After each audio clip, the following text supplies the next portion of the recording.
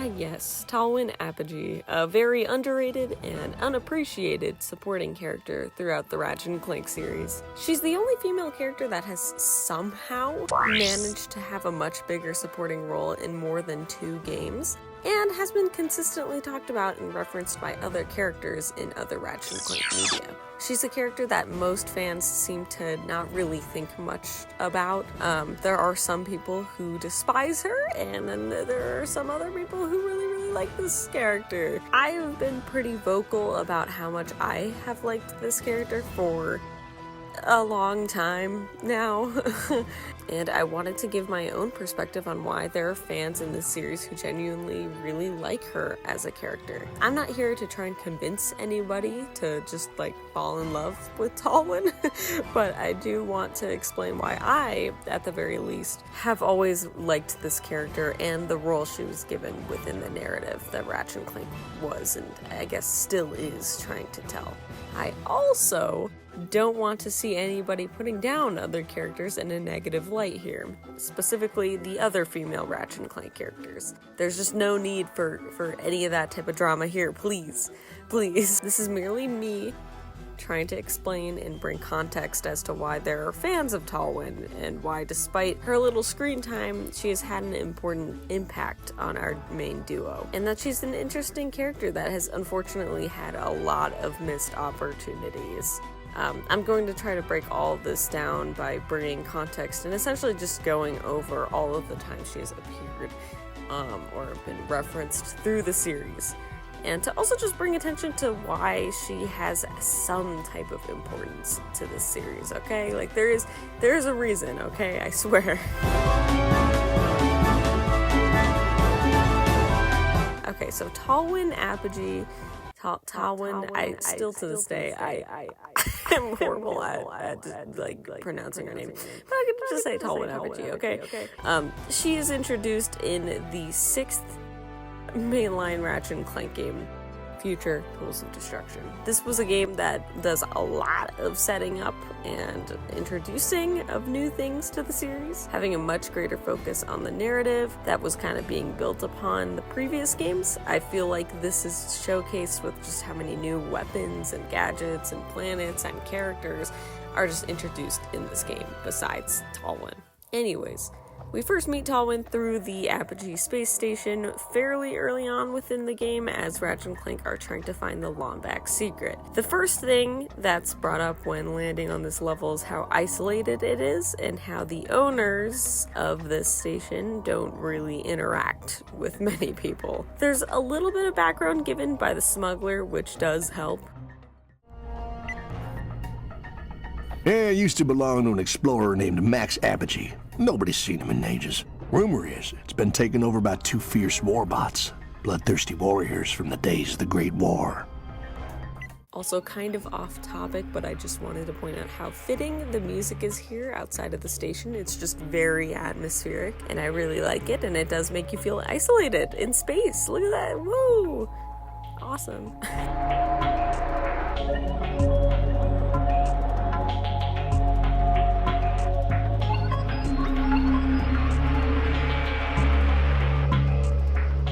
During this entire level, you can kind of tell that it just has a lot of high security. There's just a lot of security systems that, of course, Ratchet and Clank just easily bypass through. Laser grids. But eventually, after going through all of that, we get introduced to 3 new characters. Who did you say gave you this thing? The Sony. They are little invisible creatures who travel through time. Oh, right. There's the scoundrel! Override him!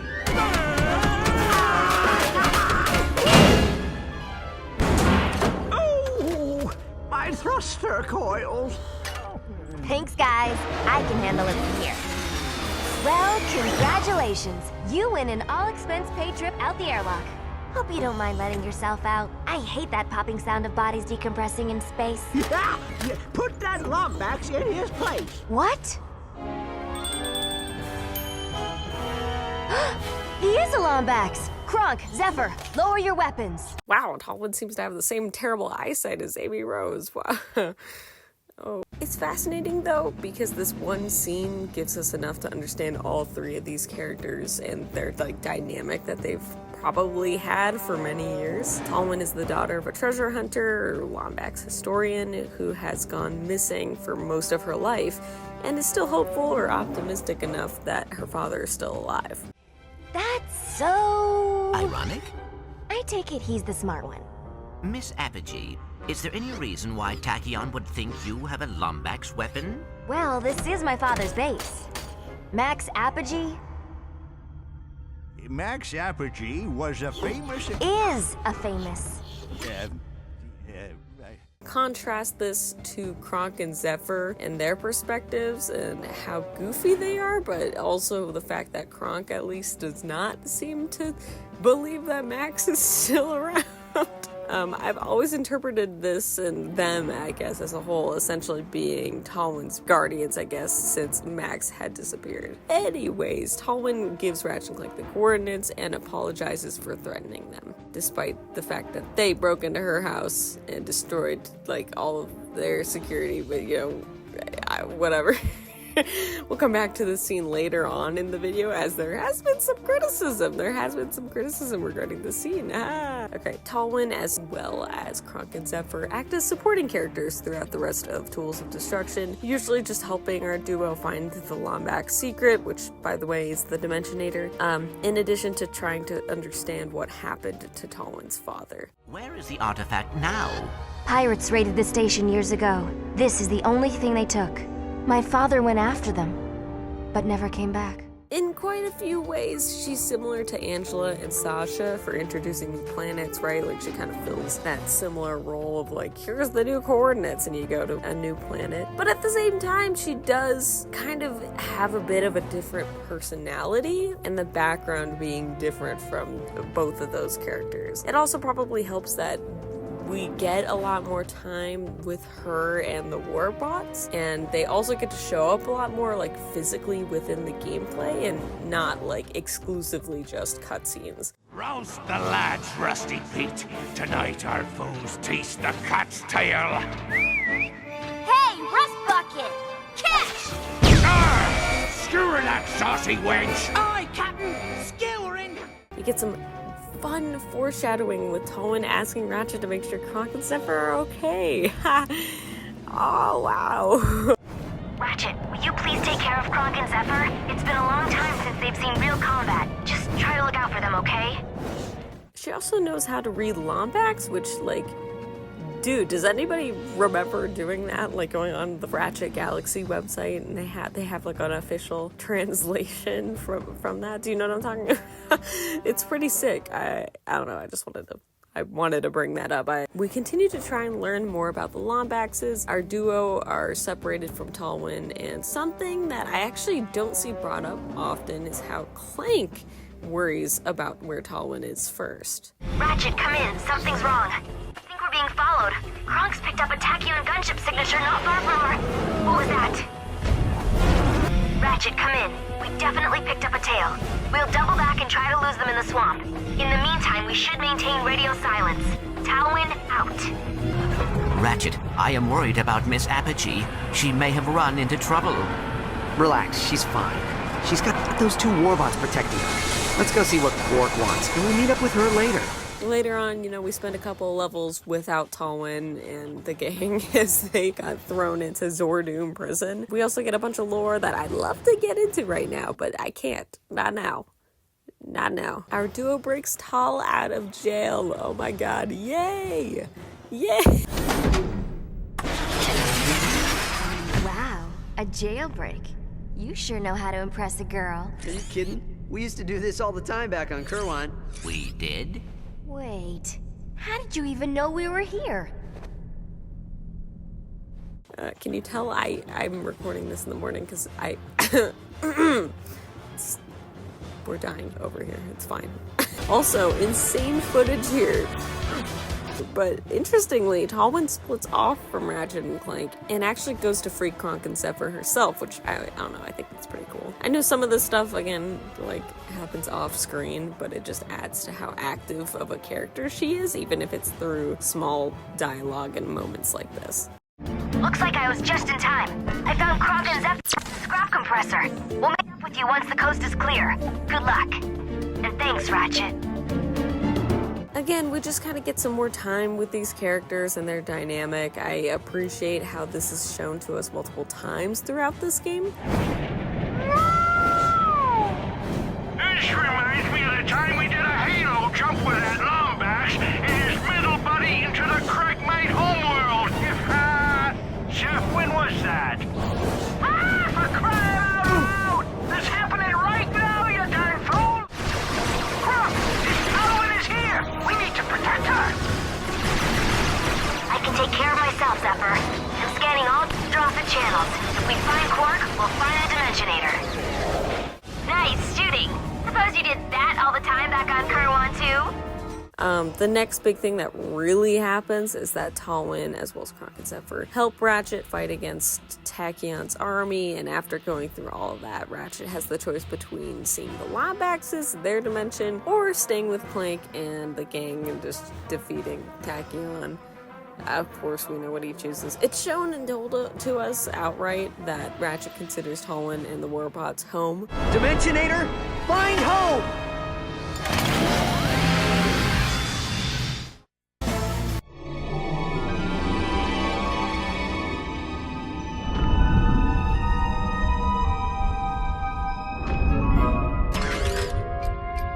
Ratchet, are you all right? Where are we? We are home, Ratchet.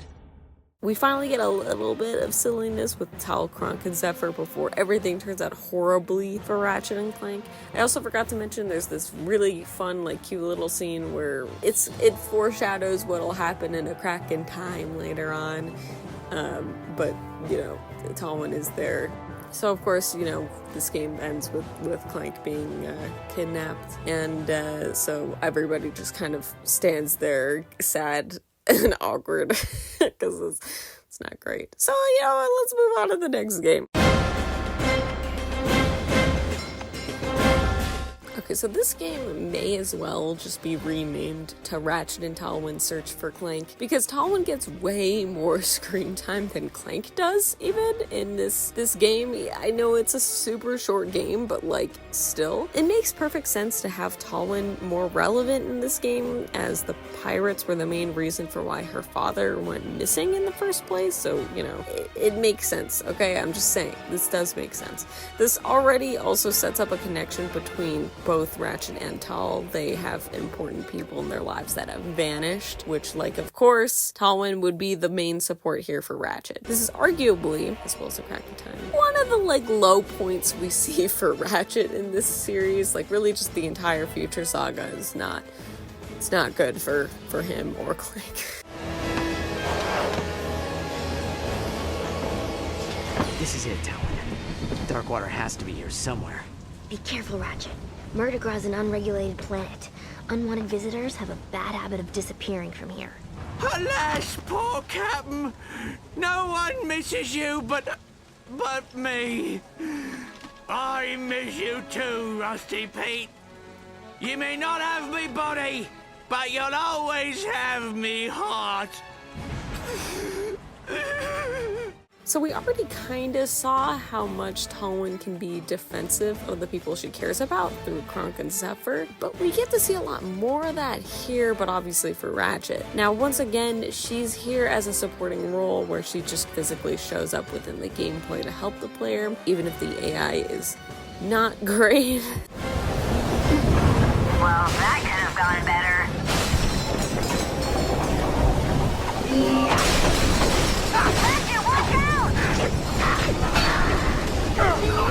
Of course, like always, things go wrong, so Ratchet and Talwyn, they get shot out of a cannon. Ratchet even gets to trip out a little bit, and he thinks he sees Clank, which Tal understandably worries about. Clank! Ratchet, are you okay? You swallowed an awful lot of water. Please. It'll take more than a few space pirates to stop me. Come on, let's check out the island. We also get to see a bit more of like a playful type of banter between Tal and Ratchet. There was some of this in Tools of Destruction. I'm sure that I showed, but I think it's just honestly better implemented in this game, and it just showcases how much closer these two have gotten since then, because there is a time gap, of course, between these games. Think you can handle this one?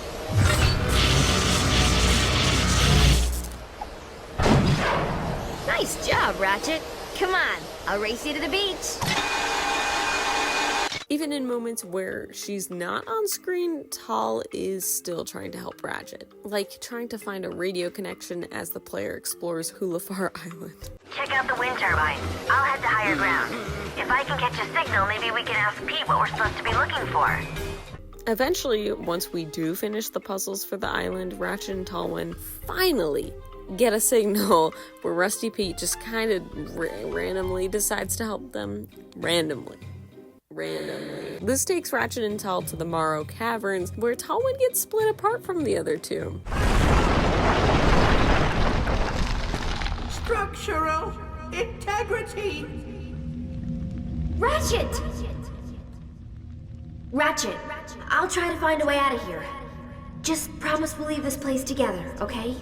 Interestingly enough, we get an optional choice of dialogue regarding Talwyn's promise. And one of them feels way more canon than the other one. It's always funny to me. Thanks, Ratchet. Lumbax and Marcasians setting in a trade. K-I-S-S-S-I-N. Huh?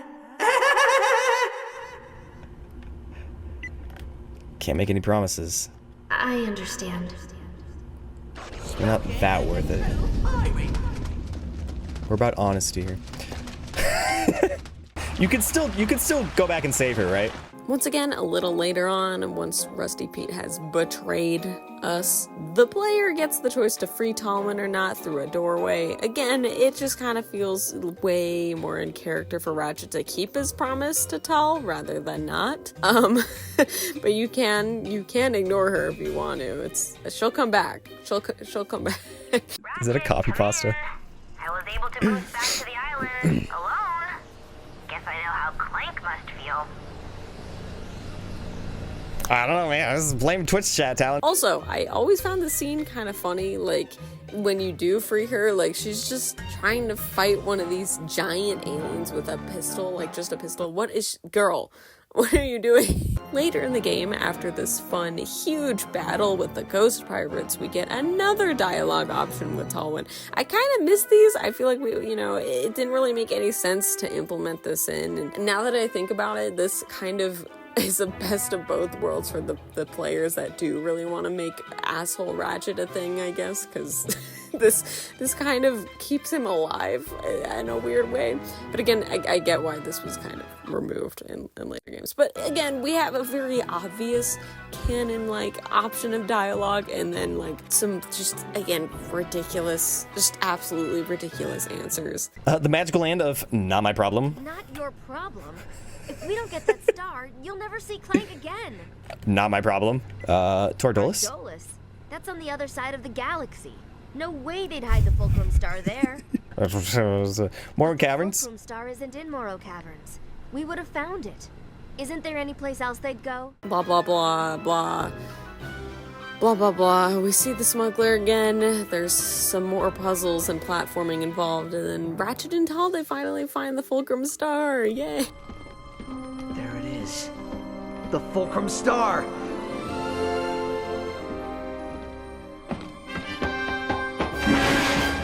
Oh, crap. So Talwyn gets kidnapped because I don't know, that's part of the checklist needed for love interests to do. I don't know. But hey, through some shenanigans, Ratchet gets out of there and frees Talwyn, which she actually actively tries helping the player against the boss, which is kind of neat. We've only seen that happen a couple times throughout the series. Like, I know Ratchet 3 for sure is the one that I don't know, pops up into my brain, but and maybe Rift Apart, I guess, but it doesn't happen very often. But when it does, I think it's pretty cool. I like it.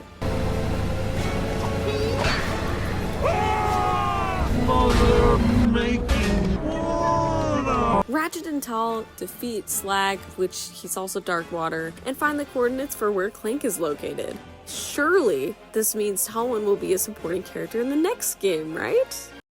Right? So, as I'm sure you know already, Talwyn, as well as Kronk and Zephyr, don't show up for this game, which is kind of interesting considering the past however much time I just used talking about how, like, prevalent, I guess, they are as characters through the future saga. I think there's some info somewhere that early on Talwyn was going to be in this game, but probably got cut due to timing and, I don't know, maybe some other elements involved. Despite this, though, there are a few Easter eggs and references to her, as well as Max Apogee thrown in the game. Alone. You realize this ship has an ejector seat, right? Sorry. I guess you could say I've been a little antsy in my pantsy at the thought of getting back into the hero business. Yep. These wild stallions have been in the stable too long. Right. Look, just keep your eyes peeled. Talwyn says this sector's crawling with mercenaries. Hey, let's take a request. This next one comes from a young lass named Talwyn. Pete, why do I know that name? Oh yeah, I think you tried to kill her once. Well, that'll do it. This one goes out to Ratchet from Talwyn. Ratchet? Didn't we try to kill him too? Oh indeed, sir, indeed. Twice. Small world, Pete. Small world indeed.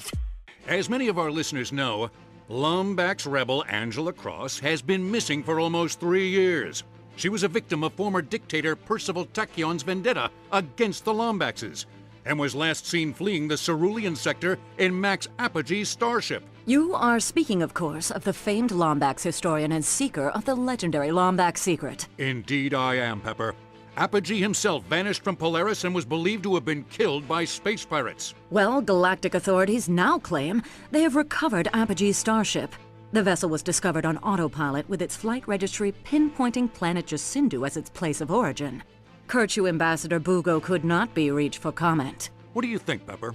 Did the Kerchu offer Max and Angela sanctuary from the depredations of Percival Tachyon? Did they use the so-called Lombax secret to escape to some other cosmic plane of existence? I don't know, Kip. Way to theorize, Pepper. Guess we should move on to the next game, or should I say, comic book. Haha. Ha. Now, I've gone into the comic books a couple of times. Okay, maybe more than that, but these comics showcase a really interesting insight and different perspective for nearly all of the characters. I mean, even Sasha gets to return in an even more captivating way. Because this takes place between A Crack in Time and All for One, which are arguably the most stark, change between entries within any game in this series, it helps build that little gap in how Ratchet, Clank, and Quark got to where they are in All for One. These comics are usually the major reason for why Talwyn, and again to a lesser extent Sasha, each got more of a fan base and I guess attachment to their characters. Tal is actually mentioned at the very beginning of this comic book by Ratchet, showcasing that he is worried about her. And we get to see a little bit of Ratchet possibly being nervous to see Tal again at the end of the second issue. But she's actually reintroduced in the third issue of this mini-series. Once again, she's threatening intruders until she sees who it is. Interestingly, Talwyn is collaborating with Sasha in order to figure out an operation to fight against Zog. I'll try to put as much context as I can in here, but yeah.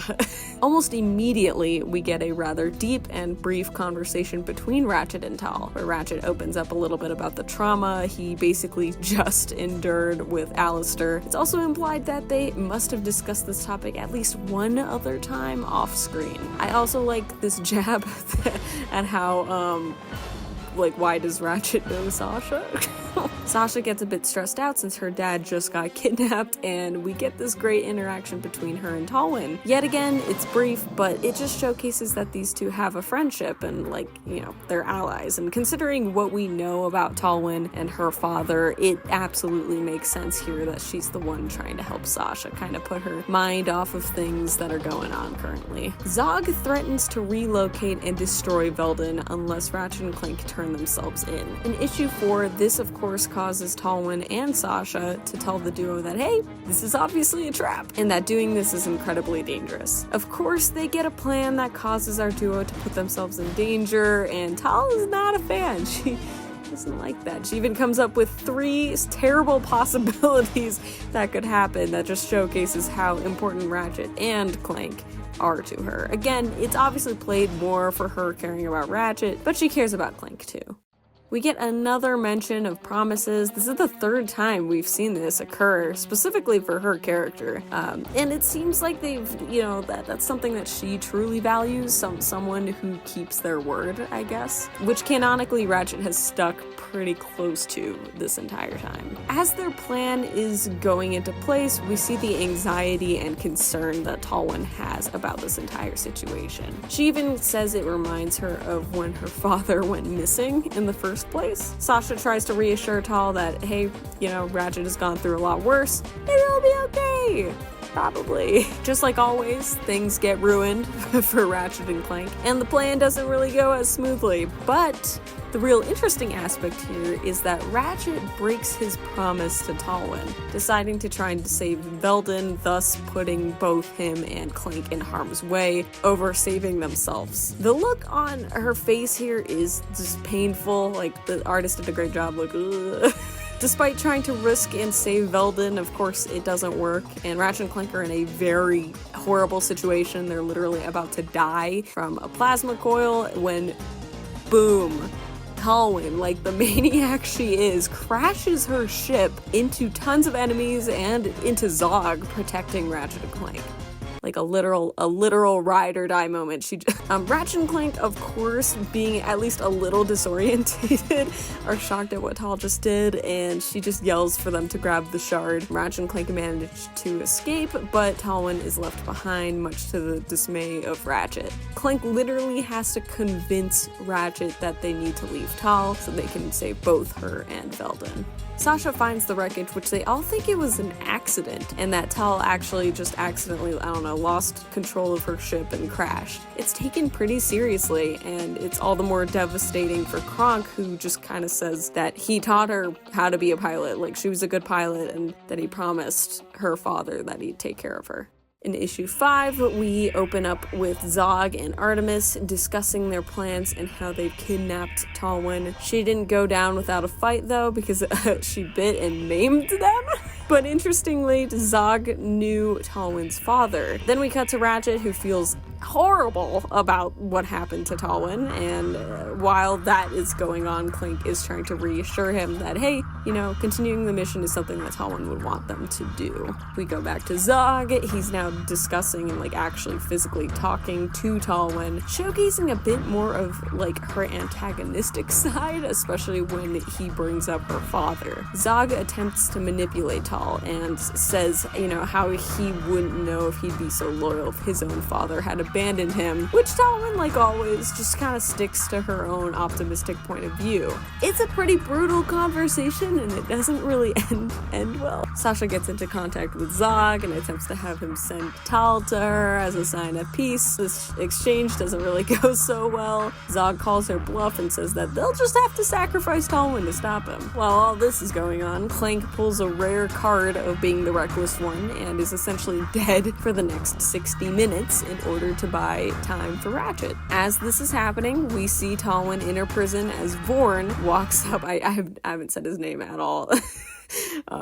He's just like the little henchman guy, I don't know. But anyways, Vorn walks up and tries to explain that Zog wasn't always like this. Tal rightfully tells him off, and Vorn just admits that he's done with all of this villainous stuff. Ratchet eventually makes it to this launch terminal where a character that was in one of the earlier issues has returned, this general guy. This is interspliced with Talwyn and Vorn attempting to escape Zog's ship, which we get a little redemption mission with Vorn helping Tal to escape. Ratchet tries talking down the general from launching those missiles at Zog's ship, trying to explain how important Talwyn is to him briefly. Talwyn and Vorn are being chased down violently by Zog. The general tries to explain to Ratchet that Zog has done so much more damage to the universe, to millions of people, while Ratchet is attempting to convince him to save one person. Then they almost reach it. The general launches the missiles.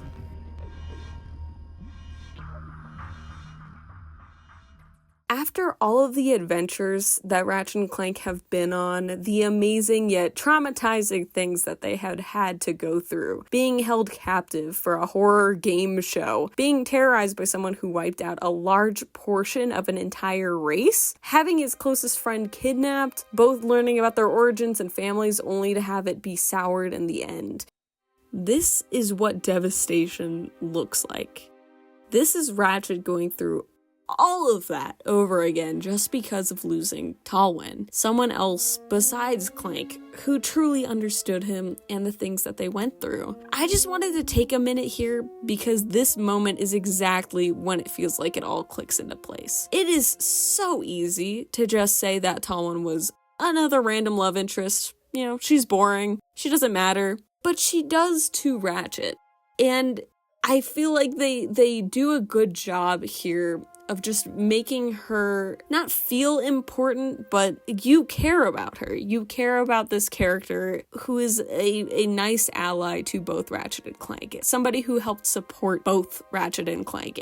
Clank obviously in a much lesser degree, but it's still there. And that's the thing, though, is at the end of the day, she does matter, especially to Ratchet. And that's what makes this whole scene just so tragic. This was already such a difficult time period for him specifically due to losing Clank. But Talwyn was there as the support system to help him get through that. And he had such a complicated, insane relationship with Alistair, yet opened up to Talwyn about that, who, like always, aided him and, again, just understood what he was going through. It truly is a shame that moments like this were here in a comic, which, listen, I adore. It's one of my favorite things. That's why I talk about it and bring it up as much as I can. But not many people got to read. Once again, they are canon, but man, I wish they'd put this in a game.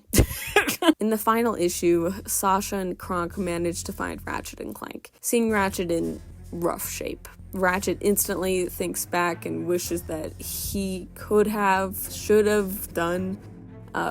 He discusses a time most likely after the events with Alistair, telling Tal he was leaving, and she just said she understood. And Sasha just says that she knew it was right for Ratchet to go. I love these panels a lot. It just showcases an insight to Talwyn as a character that we hadn't really seen or heard of before. We had seen these vulnerabilities from Talwyn before, most notably with Kronk and Zephyr. But it's really interesting to hear just how much Talwyn cares for Ratchet. And I think that's a lot of the reason behind why so many people care about Talwyn. It's because Ratchet cares about Talwyn, but Talwyn also cares about Ratchet. And Clank, of course. Clank is involved in here too. It's just, yeah. And it's just fascinating to have just such a simple, small line of dialogue that showcases a character so intensely. This is a character that has a tough exterior and basically puts up this tough girl attitude, right? But on the inside is quite vulnerable and has gone through a lot. And we see this in just this one line of dialogue. And I think that's really fascinating. And again, it just makes you like this character a lot more. Ratchet gets all fired up and ready to defeat Zog when an escape pod crashes through Apogee Station. It's Vorn, and immediately, yes, we get the reveal that Talwyn is still alive. I mean, did you really expect them to kill off one of the major side characters in a comic book? I don't think so. But also Zog is there too. Oh no. He of course threatens everyone while Tal just tells Ratchet to kill him, because of course she'd say that. And Zog releases a ton of evil Mr. Zircons. Where have I seen this before, heard this. Heard this, wow. A really cool battle takes place as Tal bites the crap out of Zog. She really is maiming people left and right, wow. While Ratchet, Tal, and Vorn decide to go through the aqueducts to try and catch up to Zog, who is attempting to grab the shard back. We get an awesome cameo of the plumber, and Talwyn asks what everyone was probably thinking, like, how was he there? As they race back to Zog. We get to the climax of the comics as Ratchet and Clank save the day. Cork asks Ratchet if he's still gonna retire and go back to Veldin, which Ratchet just says yes to retiring, but instead staying in Polaris. As Clank explains that Talwyn will need help rebuilding Apogee Station. Sorry I went a little crazy with the comics here, but it's an important aspect to Talwyn as a character that unfortunately isn't really discussed all that much. I highly recommend just reading or trying to read the comics for yourself, which hopefully, you know, you could try to do at some point soon. There's going to be a fan dub for these comics by innawhiledubs, which will maybe do more justice to them. Anyways, let's go on to the next entry.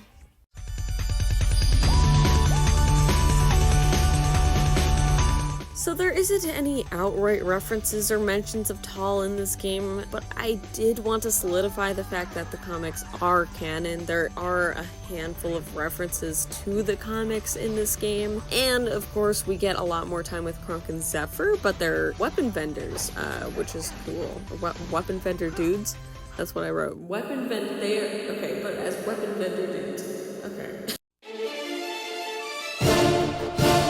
This one is super crazy because we literally have concept art that Talwyn was originally planned to be a playable character and, you know, possibly have a bit more of a major presence in this game. But kind of like with everything, as you probably noticed so far, it was cut, which was probably for the best, I guess, for Full Frontal Assault, because it's a very strange game. I mean, I still really like it, despite it being, I think, one of the lower end Ratchet and Clank games, but I guess Talwyn being there would have been better, probably would have made it more interesting at least, but still though, you know, she did manage to make it in the final game as a multiplayer skin, which is very goofy. But again, it does make you think about, like, just like, I don't know, the handful of times we have seen, I don't know, some of the potential for Talwyn just kind of getting cut out, right? Like, it's not fun, it's not great.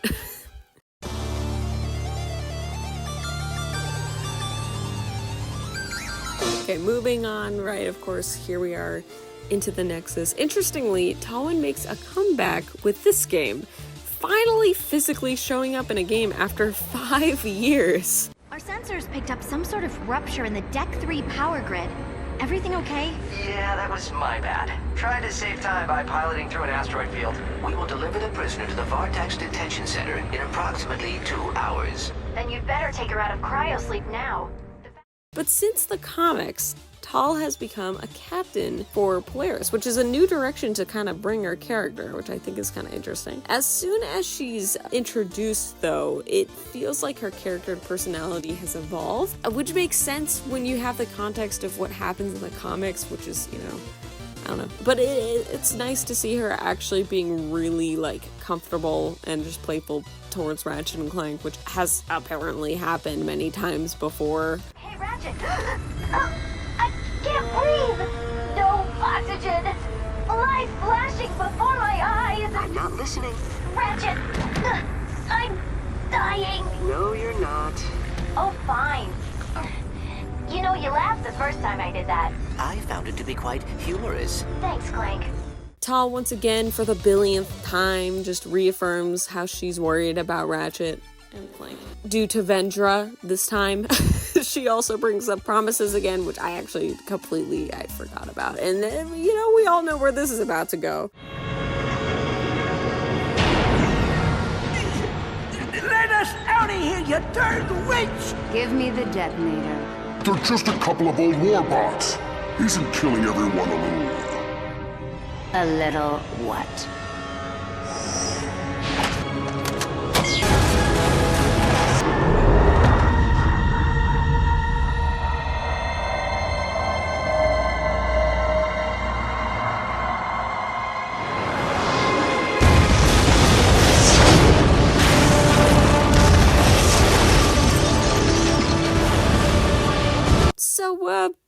this game just kind of randomly pulls the rug out from everyone and kills Kronk and Zephyr. I like this a lot, actually, like the idea at least a lot, but unfortunately because of how short this game is, I feel like we'd never really get a lot of focus on how Talwyn feels about this situation. It's more played for like trying to hurt Ratchet again for the billionth time, but when in reality this is an emotional explosion for Talwyn, right? This is her losing her parental figures. Now she's lost more, I guess, of her parental figures, which is awful. I do like the scene where Ratchet breaks the news to Talwyn. It's horrible. Ratchet, are you okay? Your nav unit has you all the way in the Zarkov sector. We lost them. We lost Kronk and Zephyr. You lost them? I'm so sorry. But Clank and I are going to stop them before they hurt anyone else. Listen to me. Come back to Meridian City. Tal... Please. You and Clank. You're all I have left now. I need to make this right. I'll keep you posted. That line of dialogue of "you're all I have left now," horrible. Wow, horrible. Anyways, for most of the rest of the game, we get little pieces of dialogue where Tal helps Ratchet and Clank throughout their adventure. She just acts as a supporting role, once again, you know? I mean, hopefully by now you can tell, however much time I've kept saying that she is supposed to be a supporting ally for the duo. Oh my god. Once again, we go towards the end of the game. Ratchet and Clank reunite with Talwyn, very briefly discussing and reflecting on Kronk and Zephyr. Are you okay? I keep waiting to hear Kronk snoring or Zephyr yell at him for not taping his soap opera. When the Nethers are banished back to their dimension, the Progs will answer for their crimes. I've been trying to shut down the security system, but Captain Quark forgot the code. Which is still just gotta say, I wish we got some more time to this, considering how important they were to Talwyn and even to Ratchet and Clank, but you know, to a lesser extent, of course. The rest of the final battle has Talwyn supporting in the behind the scenes. Even if it is off screen, that's what she's doing, and everyone else is literally just standing there doing nothing. That's cool. After the final battle, we get a pretty important scene that relates to Ratchet, Clank, and Talwyn.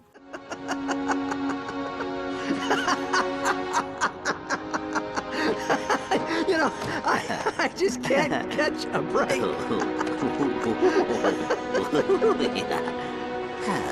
I am sorry. That's okay. If the Dimensionator was functional, would you use it? To find the Lombaxes? I don't know. There was a time I would have said yes, but at this point, there's more for me here than over there. Come on. We don't want to keep her waiting. It reestablishes that to Ratchet, his family is Clank and Talwyn, as well as Quark and maybe some other characters if you want to make an argument for them, because it's definitely grown a lot more since then. It's a pretty good bookend to what started in Tools of Destruction. And even though quite a few of these moments are things that Tal does either off screen or it's dialogue within the written gameplay sections, I guess, it still shows how she was very relevant and an impactful character, I guess, throughout all of the PS3 games. And finally, here we are, Rift Apart. Talwyn, of course, doesn't physically show up in this game, but there's a cute little line of dialogue thrown in here that's about her, as well as a fun little cameo during the credits. Wow. I wish Talwyn was here to see this.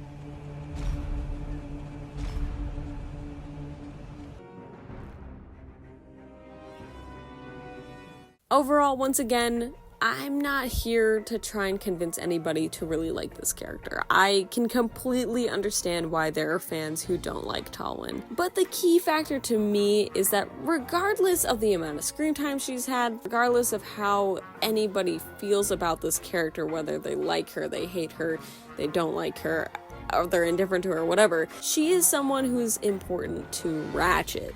and to a lesser extent Clank, but still, she was the one ally who helped the duo out during arguably their most depressing and emotional time period. Are there issues and valid criticisms against her?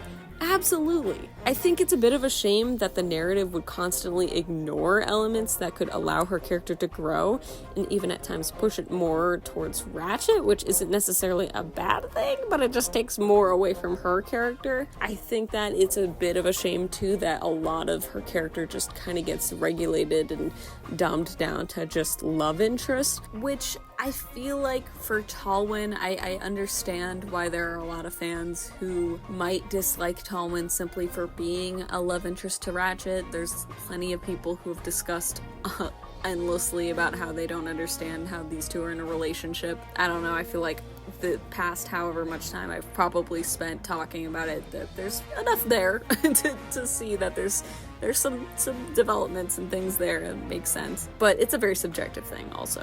What sucks is just that this criticism regarding the love interest role can really be applied to the other female characters in this series, because a lot of the criticisms I feel like that at least I have with Talwyn can unfortunately be applied to pretty much all of the female characters in this series. This includes, just as like a handful of examples, Angela, Sasha, Rivet, Vendra, Courtney Gears, Kit. I feel like there are criticisms that you could apply and issues you'd have with those characters, and a lot of them will be the same things, like either lack of screen time or lack of depth or lack of development, things kind of like that. But despite that, I mean, for me at least, I love all of those characters. It's just that for whatever reason, Talwyn gets the brunt of it, possibly because there are a loud minority of fans who really like this character, or I don't know, maybe it's something else. But I just wanted to throw this in that the love interest role is, it's not for the faint of heart. It's good luck. Good luck. Any character that's in that role, good luck is all I have to say. But some of the criticisms that people have given to Tal is how she's boring and they don't like her design and she's too mean to Ratchet, and I guess Clank. Now, I just want to say that a couple of these are just very subjective. I feel like I need to discuss some of these criticisms because I personally think, okay, again, this is personally, I personally think Tal isn't boring. There aren't, most characters in the Ratchet & Clank series I don't think are boring. They are interesting. Which again, kind of I guess what I said before, I think we've had enough material for her to be a very interesting character, which there are a lot of fans who have gone into detail about why they like her. I could go into how, Talwyn is an interesting, almost reflection to an extent to Ratchet. Like, there are things that relate to her and Ratchet. They have some kind of similar upbringings, right? Like, she, on the one hand, I guess, though, she got a father figure, right? She had a father for at least the first however, many years since she was like 7 or 8, and then lost that, and then got robots, right, that like helped guide her. But the difference is that she remained isolated in her house, as opposed to Ratchet, who kind of explored, right, and did his own thing with Clank and like went on adventures. But still, I think there is quite a bit of interesting overlap between, there's some interesting comparisons you could make there, I guess, and I don't see that brought up very often. But anyway, sorry. So, the point being is there are fans who have gone into detail as to why they like her. She isn't a super complex character, but she is what she is, and that's just a nice support system for Ratchet and Clank, especially when nearly every other side character in this series either does nothing or actively makes things worse for the duo. Even when they are helping the duo, they either do a twist and like okay, think of like Angela Cross, for example, right? She's like fighting Ratchet and Clank because they're doing the wrong thing at first, and then she helps and supports them. Or like Alistair, who's kind of the opposite, where he's helping Ratchet and Clank, and then there's this twist at the end where he know, he does not so great things. He does some not so great things, but yeah. So Tal is like actively one of the few characters I can think of that again just actively helps the player, whether she's physically there or just over the radio. You know, she's always just there supporting and just helping. Her design has been something fans have been split on as well, and it's always been something that's kind of been split on, and I think that's kind of, like, I can especially get this, why people think this, due to her debut being Tools of Destruction, a game that, while I love, hasn't aged the best when it comes to the models. I mean, you know, Ratchet and Quark look very awkward here, especially Quark, you know, due to how new the PS3 was at the time, right? A lot of games in 2006 and 2007, if you look for the PS3, are awkward. And I'm not trying to make an excuse here for Talwyn's design. Again, this is a very subjective thing, but I think that is one of the issues, is just because, like, a lot of games looked kind of, not uncanny valley, but a little strange, right? Like, Quark kind of looks like putty here. But I mean, you know, Ratchet and Quark look awkward here, but then you have, like, Clank, and he looks completely fine. He looks great, which is always so funny to me. It doesn't matter what it is,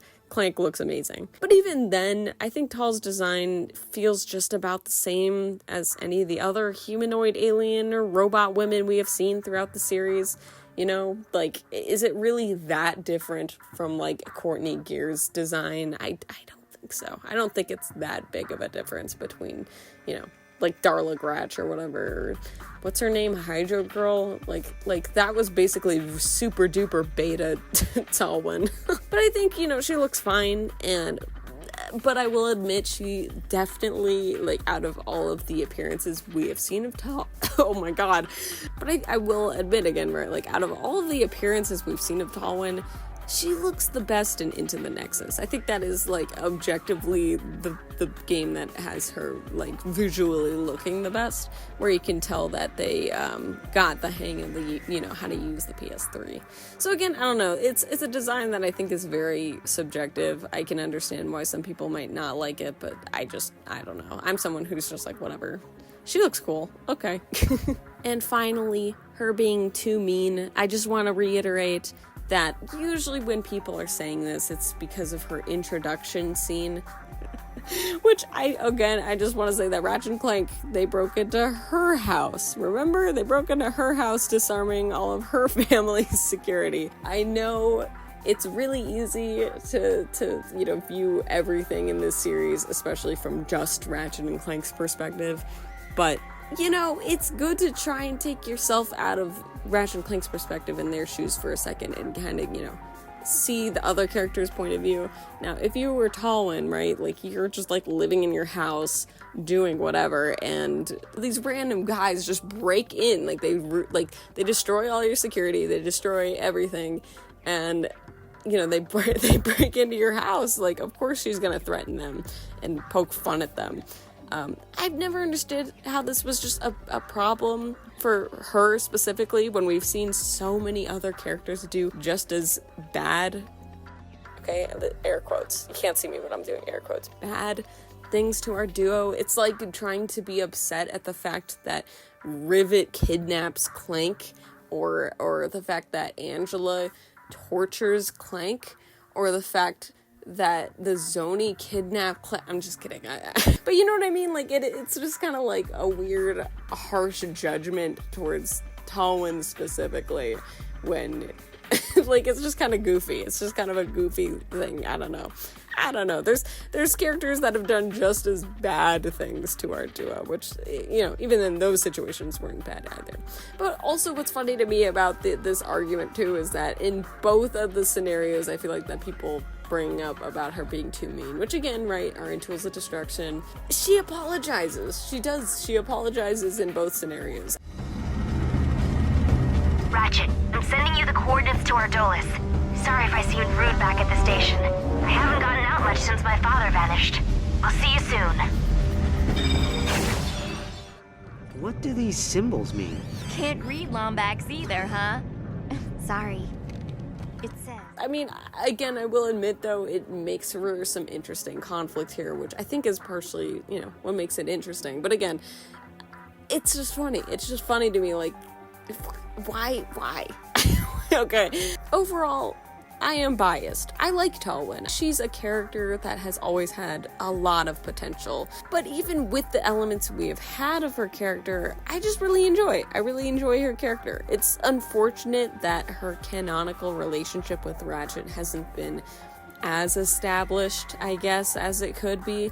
But at the same time, I sort of kind of like that. Like, these guys are close to each other, and I feel like they've made it pretty cut and dry in many scenarios. You know, sometimes we don't need it to be super, shoved down our throats, and I think Ratchet and Talwyn is something that's it's just obvious. It's there. The fact that Rift Apart, the latest game in the series, a game that was released 8 years after Into the Nexus, has a random small line of dialogue that showcases that, hey, Talwyn is still important to Ratchet and Clank. It's nice. Either way, if you like or dislike Talwyn, hey, Talwyn is still important to Ratchet and Clank. Again, you can make plenty of arguments, I guess, about what constitutes for being important, I guess.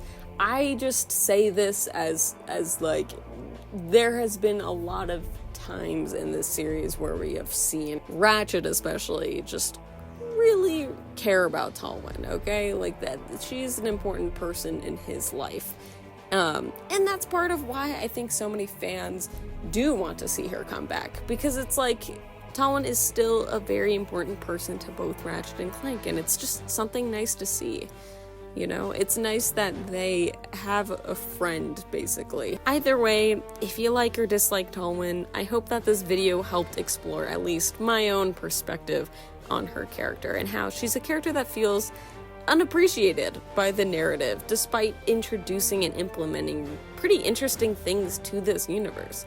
It's why I want to see her and Angela Cross show up in the next game. There's a lot of really cool things that could happen. Maybe, just maybe, we'll get to see her again, and possibly helping 2 Lombax and robot duos now.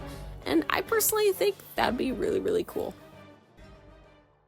Hey, thanks for watching this video. If you somehow got to the end, wow, thanks for listening to me ramble a ton, I guess. But seriously, thank you. Please feel free to bring up any interesting topics for discussion in the comments, as I feel like there's a lot that can be discussed regarding Talwyn as a character. Just again, please be respectful and chill about it, and I'll see you guys in the next video.